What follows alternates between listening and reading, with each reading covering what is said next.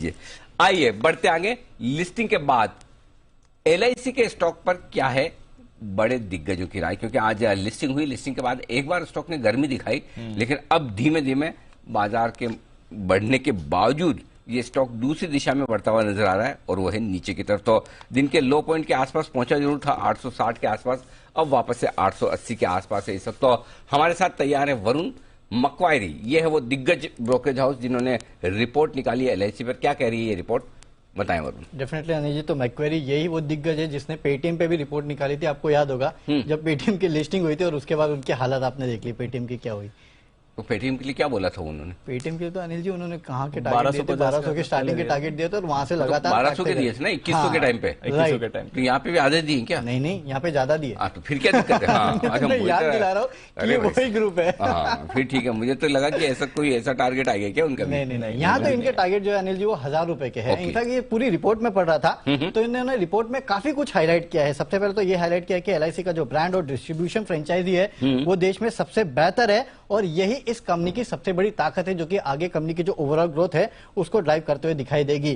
FY 22 से 26 तक अगर आप देखेंगे तो एपीई में 12% के आसपास और वीएनबी में करीब 30% के आसपास की ग्रोथ होगी। लेकिन साथ ही साथ कुछ और बातें भी इन्होंने की है। एक तो चलिए वीएनबी मार्जिन जो है वो 17% के आसपास रह सकते हैं फिलहाल। अगर आप देखेंगे तो 9-10% के आसपास है। तो वहां पे वैल्यू ऑफ न्यू बिजनेस तो अच्छा ओके तो जो वैल्यू ऑफ न्यू बिजनेस है उसके मार्जिन जो है वो नई पॉलिसी जितनी बेच रहे हैं, नई पॉलिसी हर साल कितनी नई नई बेच रहे हैं। हाँ वो है। तो यहाँ जो बेसिकली जो हाई मार्जिन प्रोडक्ट होते हैं ना, ये कह रहे हैं कि नो डाउट एलआईसी ने अब वो बेचना शुरू किया है, क्योंकि काफी हद तक अगर आप देखते तो एलआईसी थोड़ा ट्रेडिशनल वे से वर्क करता है। हो सकता है कि यहाँ इन्होंने बेचना जरूर शुरू किया है हाई मार्जिन प्रोडक्ट, लेकिन उसको शायद थोड़ा ज्यादा समय लग सकता है। इसके लिए जो वीएनबी मार्जिन अभी 9-10% के आसपास है, FY 26 तक ये कह रहे कि 17% के आसपास पहुंचेंगे, यानी कि ग्रोथ होगी। लेकिन ग्रोथ जो है वो बाकियों के मुकाबले इनफैक्ट थोड़ी कम होगी। इनफैक्ट इंडस्ट्री ग्रोथ को लेकर भी इनका यही कहना है कि इंडस्ट्री ग्रोथ जो है वो अच्छी रहेगी, लेकिन जो प्राइवेट प्लेयर्स है वो शायद एलआईसी से ज्यादा तेजी से ग्रो करते हुए दिखाई दे सकते हैं, ये इनका कहना है। और जो इनके पूरे तरह से वैल्यूएशन है ना, मैं रिपोर्ट पूरी पढ़ रहा था, खासकर एम्बेडेड वैल्यू जो है उसके बेसिस पे इन्होंने वैल्यूएशन निकाले हैं। और जो भी इन्होंने लिखा है तर्क, उसमें देख के एक बात समझ में आती है कि जो सबसे लीस्ट वैल्यू है ना एलआईसी की, वो 1000 रुपए की है। इनकी रिपोर्ट पढ़ के तो यही समझ में आता है। साथ ही साथ इनका ये कहना है मतलब 1000 रुपए बेयर केस सिनेरियो। हाँ, इनकी रिपोर्ट पढ़ के तो अनिल जी यही मेरे समझ में आया, क्योंकि इन्होंने इतने सारे नेगेटिव्स हाईलाइट किए हैं, उसके बाद भी ये कह रहे हैं इसके बावजूद भी 1000 रुपए की वैल्यू जो है वो एलआईसी की कम से कम बन के निकल के आती है।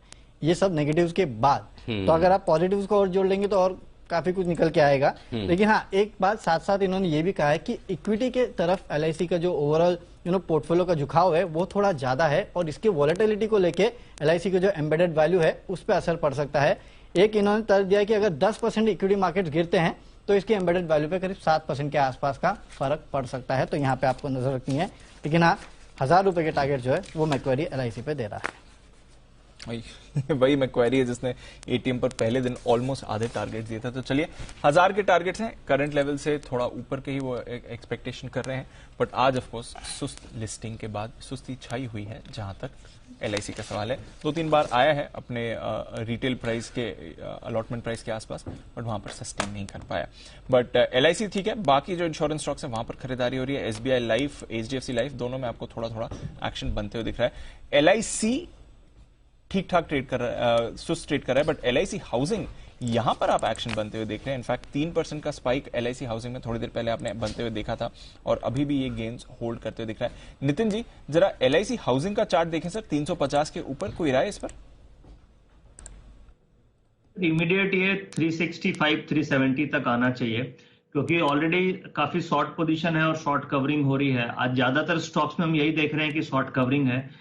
कल के दिन में भी, कल इंडेक्स में शॉर्ट कवरिंग का डेटा बना था, लाइक कि बैंक निफ्टी में 10% ओपन इंटरेस्ट कल कम हुआ था और आज हमें फॉलो ऑन बाइंग दिख रही है। उसी तरीके से स्टॉक्स में भी वैसे ही हो रहा है कि काफी हद तक शॉर्ट कवरिंग हो रही है। उसमें एलआईसी हाउसिंग के जो टारगेट बन रहे हैं 365 से 370 तक के बन रहे हैं। इस लेवल पे स्टॉप लॉस 348 का रखना चाहिए। तो ये है आपके लिए एलआईसी हाउसिंग, जहां पर आपको एक मूव आती हुई दिख रही है। इस पर भी रखिए नजर। सुबह रेडार पर भी आया था ये काउंटर, अब तेजी में है।